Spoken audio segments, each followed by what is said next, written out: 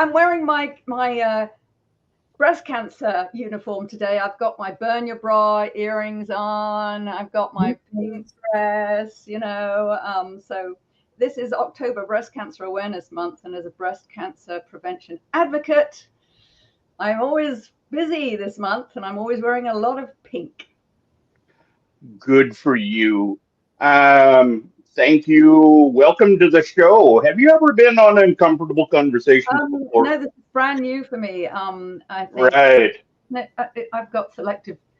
No, that's selective memory, not selective hearing. We've had something about selective Right. hearing earlier today. No, I normally co-host, but today I'm putting on my breast cancer prevention advocacy hat to talk about how we can do things to, at least I want to, as a two-time breast cancer survivor, I would like to try to prevent a recurrence. That would be good. Absolutely. Yeah. And you are a woman of many talents, so we're honored to have you here. That's right. So first question, CJ, could you take us back to when you first received your first cancer diagnosis, and what were the most uncomfortable conversations that you had to have with your husband and your loved ones? Yeah, I mean, at that point, I didn't know anything about the infidelity that he had been doing right the way through the marriage. It was very, very stressful, though, on my son, my younger son, who was still living in our house, because one of the things that people around those who've been diagnosed need to be aware of is, how do you tell the kids? You really need to do it in a very, careful and considerate, and sort of not making a big deal of it. And for some reason, my husband it kind of put him in a bad mood. It sounds awful, but he was kind of angry. And he just blurted out to my youngest son, he said, "Your mom's got cancer."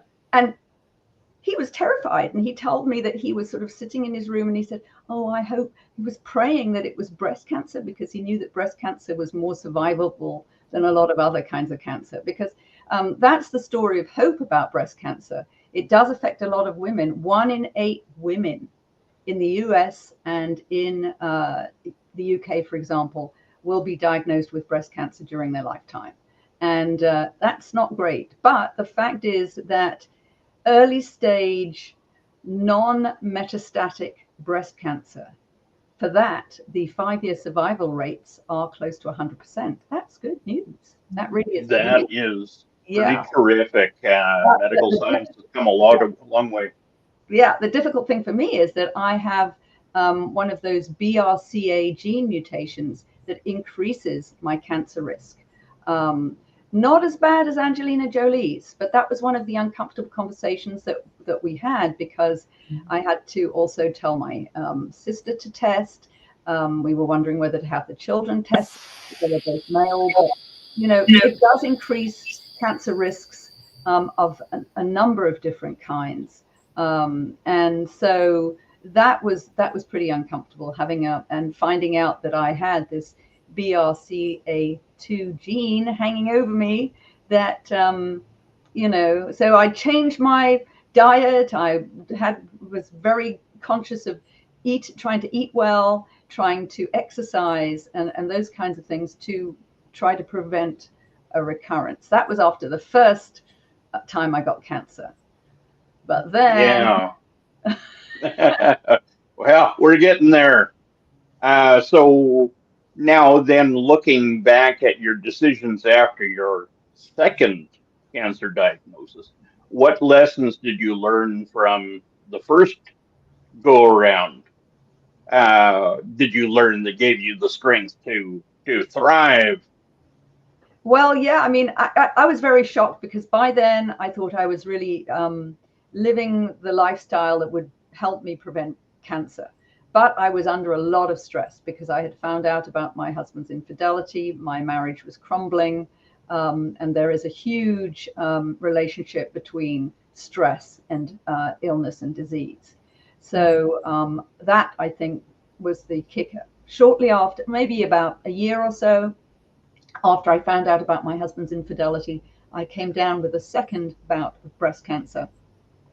However, there were a few things that were good about having gone through it before. First of all, I knew what radiation was like. And I had a friend who had had throat cancer, and he had told me that when he heard I was going through radiation, he said, "Oh, I felt I was going to die when I went through radiation. It was terrible. I just didn't want to go through it. I couldn't swallow. I couldn't eat. Everything was difficult. Everything hurt." But that's true in the sense when you have radiation on a very sensitive area like the throat. But although it's not a walk in the park when you have radiation for breast cancer, it really is not as painful as that. Your skin does get sore, but there are all kinds of creams these days you can put on to prevent your skin really being being painful.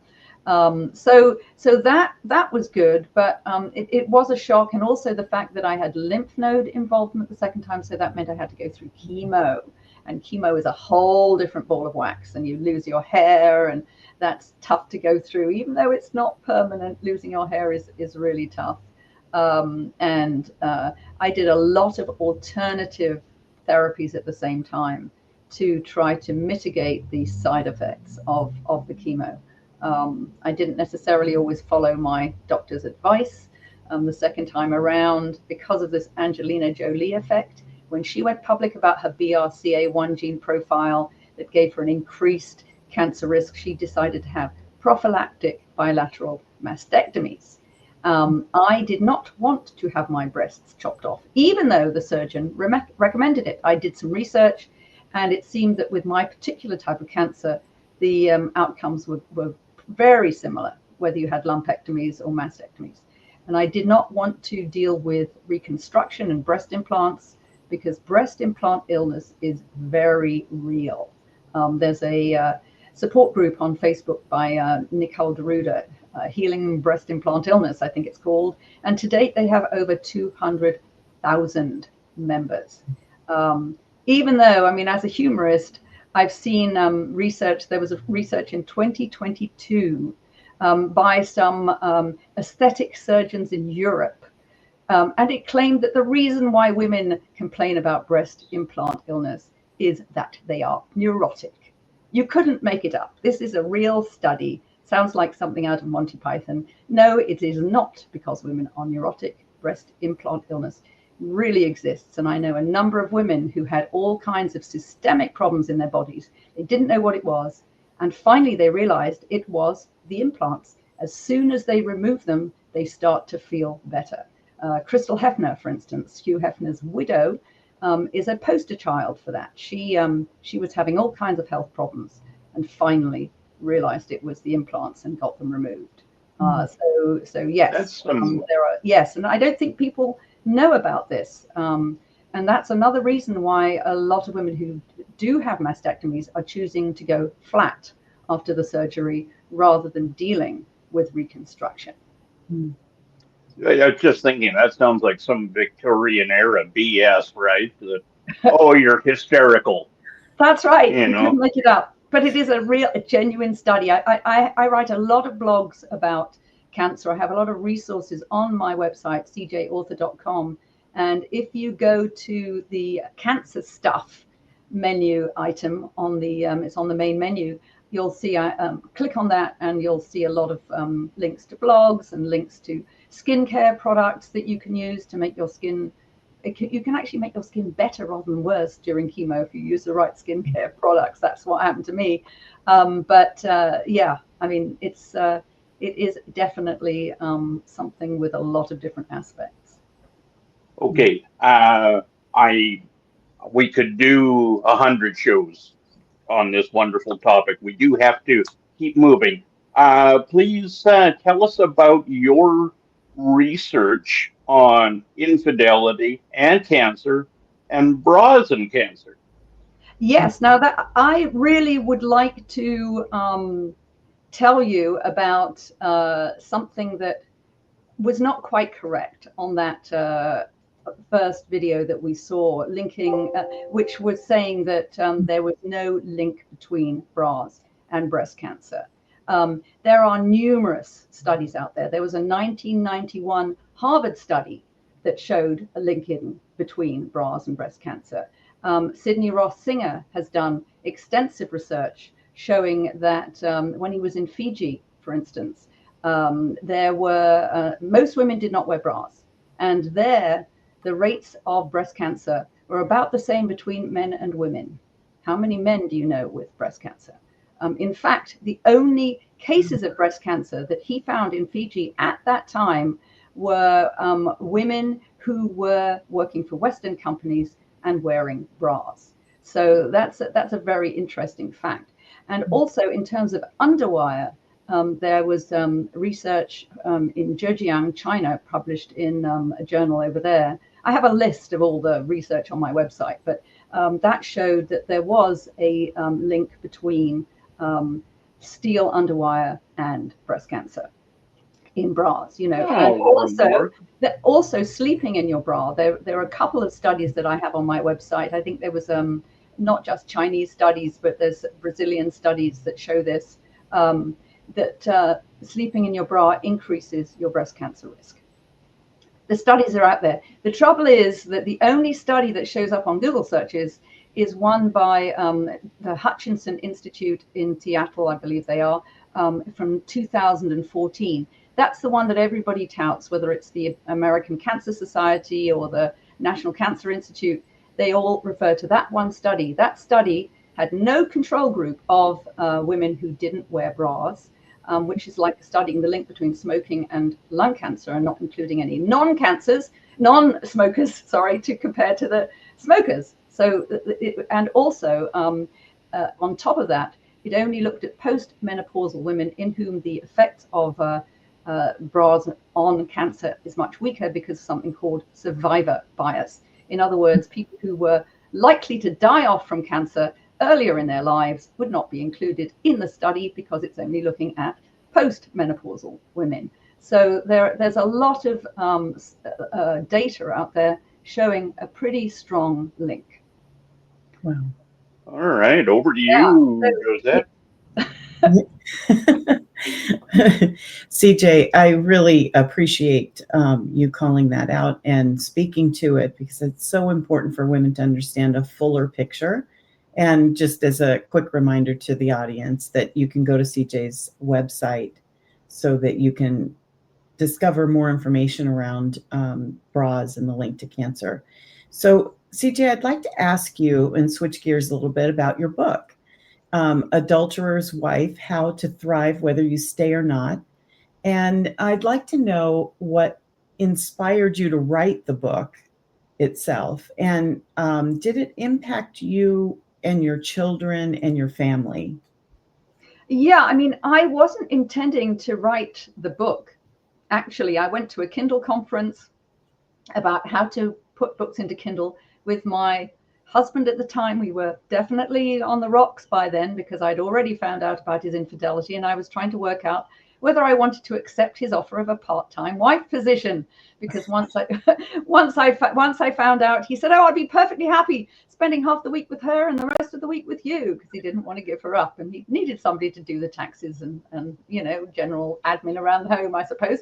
And I didn't want my home to collapse, so I was thinking about whether I could possibly manage to stay. And so the original title of that book was Adulterer's Wife: How to Thrive If You Choose to Stay. I did not choose to stay in the end. I realized once I had cancer, having a husband who was in Europe with his girlfriend while I was going through chemo, that was not going to work for me. So yes. But anyway, I wrote that book and it was very, very empowering because I'd been a journalist before. I had helped my ex-husband write a dozen of his books and produce those. This was the first time I'd actually written a book of my own, and it just came out of me. You know, I just, from going to that Kindle conference, we had to, you know, have an idea of a book that we would sell other members of that seminar as a sort of elevator pitch. And I thought, oh, well, I'll do it. It just came to me to do it on that. And then the book just came. I had all these ideas of different things, and I had wonderful cartoons in there. And it was all about not being revenge driven. That was the whole thing. So much out there about adultery. is about vengeance on the person who's done you wrong. But, you know, I mean, they've been your partner for X number of years. There must have been something good about your relationship. Why would you have chosen to marry them in the first place? And that was the case with me. I mean, my husband wasn't a demon. I didn't approve of what he did, but, you know, he was the same person when I was kind of happily married to him. In retrospect, I wasn't that happily married to him, as he was when I found out about the infidelity. It's the same guy. Is he a saint in one picture and a demon in the other? No, it's the same person. But I realized that sometimes things happen for a reason, and I was so much happier after I was separated. It can be a symptom as much as a cause when people are unfaithful, a symptom of a relationship that is not serving you in a way. So in that way, it impacted me hugely, because I learned how to become complete in myself with or without a partner. And that was that. I love that. I love that the way that you're speaking about the book. I hear this often, that people who write for themselves, there's something that needs to be birthed within them, and it sounds like it was a buildup, and it had to come out, and that's really lovely. What experiences did you learn in your first book that encouraged you to write the second one, My Wild Ride: How to Thrive After Breast Cancer and Infidelity? Well, it was interesting because I thought that was it. I didn't think I had another book in me.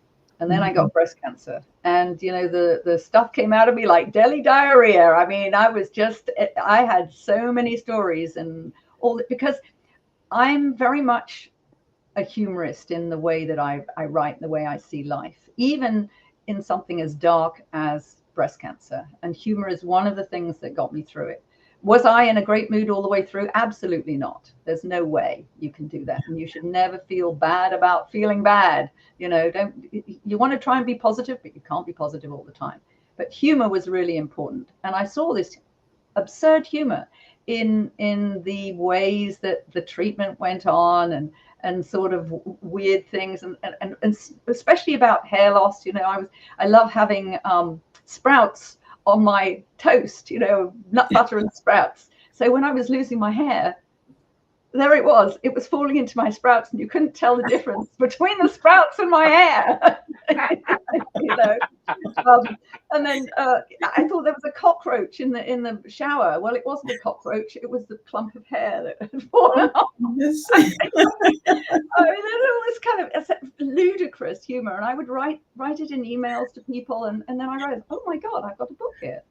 I should put it together, and I wanted to help people to get through it, especially the emotional impact, because there's a horrible emotional impact on that. And if you're going through infidelity at the same time, you've already been left. I was left for somebody that was, you know, half the age of my husband, way younger than me. So that does make you feel kind of ugly and unattractive, no question. And then you start getting cancer, and you're going to be having radiation and chemo, and you lose your hair. Well, I mean, I did not look like Joan London on the cover of People magazine when I had no hair. It was not attractive at all. But, you know, I got wigs from the American Cancer Society, and I could sort of impersonate Marilyn Monroe and stuff like that if I felt like it. So you know, there was all that, and I wanted to put it down in a book, and I did. And although the book is a humorous book, it's got cartoons, because I'm an anal BBC researcher type journalist. I read a ton of books and studies. I researched it, and I've got the bibliography is like 20 pages long, with references to over 70 books and over 100 articles and studies. So I don't want to say anything without having original source documentation for that statement. So that's really what I wanted to do. But I also wanted to make people laugh, because you need to laugh. If you don't laugh, you cry. It helps relieve everything, doesn't it? It helps you relieve all that stress and everything that you're going through. And I love that you found humor throughout your journey. And we're so happy that you're here. I'd like to just ask one quick question before we go. And that is that I know that you have another book that you're writing. And I'd like to know, are you switching gears? Do you have a different target audience for this book? And one final thing, if you can end with a call to action for 2025. Yeah, the third book I'm writing is called The Cheating X-Files, 101 Gifts for Your Unfaithful Ex-Partner. And it's based on 8 years of blogs I've done every Christmas, 12 gifts for your cheating ex. And again, I'm not doing it as a sort of vengeful thing. It's just, again, seeing that absurd humor when I go to yard sales, which I like to do, or when I was in Europe going to the Vide Grenier, seeing all these strange things for sale and these attic sales. I take pictures or I buy the stuff and I sort of make a little story around it so that I have some amazing items. Actually, I even have some of them here. For the one that I think is the most educational is this. It's called Propaganda. It's a game I found from the 1960s. Wow. It has a 70-page manual in it. But what is infidelity about? It's about deception. And what is propaganda about? It's about deception. And this is how you can, it's a sort of game to show you how to identify different types of propaganda. And I think this should be essential reading actually in high school so that people can understand, oh, yes, I see what that ad is trying to do. I see what that politician is trying to do. It's all in this little game. You can get a newer version. This is the version from the 60s. You can get it. It's still available for sale. But I'm going to be mentioning that and a number of other things. Weird stuff like why I must have sex with you. This is a notepad. With ridiculous reasons. This is the item most likely to, if you're a guy, if you buy this item, it's the one that's most likely to get you slapped. It's all about jokes. It's all about making people laugh, because I think we're too serious these days. We've got to loosen up. We've got to laugh, because laughter reduces stress. There's a lot of research out there about how humor is incredibly important for healing and health. Yeah. So that would be my call to action. See the cancer awareness. Yes, have your screenings, because as Elizabeth Edwards said, if you miss your screenings, it doesn't change the result. It only changes the outcome. She died of metastatic breast cancer. She was John Edwards' wife. Yes. And she regretted not having enough screenings. So yes, do that, but try to reduce stress in your life. Try to laugh. And that is going to extend your health. It's going to extend your life. And even if it doesn't extend your life, it will make your life happier.